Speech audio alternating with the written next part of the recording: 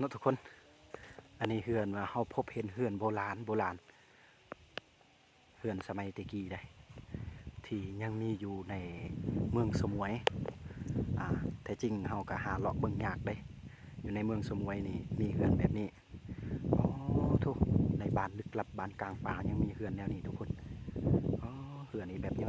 วๆแต่เป็นภาษากระโดกับภาษาปะโกเอิญมาดุงตระดาอย่าดุงตระดาดุงนี้เนาะก็แปลว่าอันน่ะเฮือนสมัยตะกี้เนาะสมัยโบราณนี่โอ้จะเป็นเฮือนที่ว่าในหมู่บ้านนี้ที่ว่ายังบ่มีไฟฟ้าสัญญาณอินเทอร์เน็ตสัญญาณโทรศัพท์ก็ขาดเคินบ่มีนะนี่หมู่บ้านนี้จะเป็นหมู่บ้านที่อยู่กลางป่าลึกลับในเมืองสมวย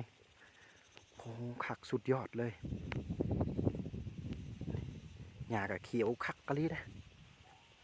เอ้ยจังมันสะอ่อนแท้